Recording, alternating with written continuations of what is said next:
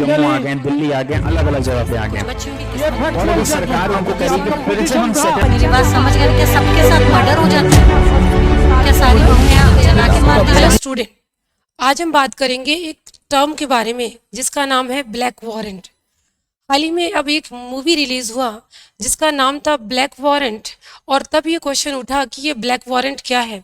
Because इस movie में जो अट्रॉसिटीज़ दिखाई गई वो सारे लोग जो जेल में इम्प्रिजन्ड हैं और स्पेशली जिनके अगेंस्ट ब्लैक वारंट यानी डेथ वारंट इशू हो चुका है, उनकी अट्रॉसिटीज़ के बारे में बात की गई।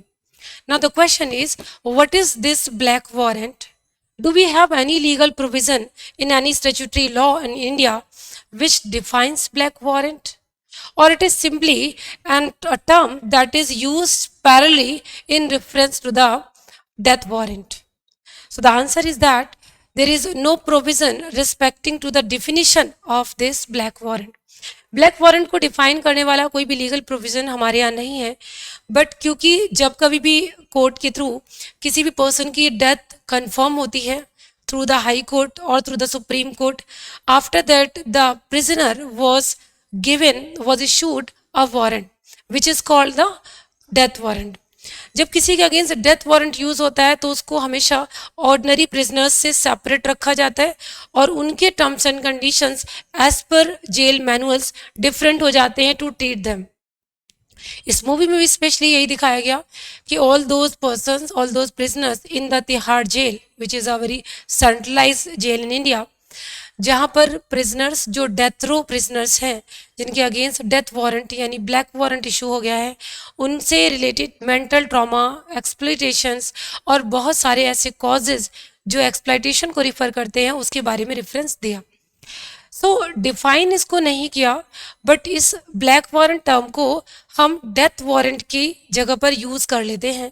Death means black, black means the darkness, means the person is isolated from the other people, he is isolated from the life of social norms which is set by the jail manuals. So this is the death warrant या black warrant जिसे आप कहोगे, जो कि BNS यानी कि भारतीय नागरिक सुरक्षा संहिता या फिर एग्जिस्टिंग लॉ जो पहले लॉ हुआ करता था क्रिमिनल लॉ में CRPC, उसमें इस बारे में प्रोविजन नहीं है। जहाँ तक इसके टर्म यूज़ करने की बात है, it is very practically use in India and others. In the case of Shatrughan Chauhan versus Union of India, Supreme Court ने उन सारे प्रिजनर्स जो डेथ रो प्रिजनर्स हैं उनकी एक्सप्लॉइटेशन को रिड्यूस करने के लिए सर्टेन गाइडलाइंस इशू किए। So we have not completely abolished this capital punishment, but we know that after 2020 जो भी हमारा कैपिटल प्रोसिक्यूशन था, execution related to the Nirbhaya case, उसके बाद से अब तक हमने कैपिटल पनिशमेंट को लेके फाइनल एग्जीक्यूशन नहीं करा। तो जहाँ तक ये बात आती है कि ब्लैक वारंट की, तो after 2020 we have not seen the issuance of black warrant for the people because this has not been confirmed for the execution.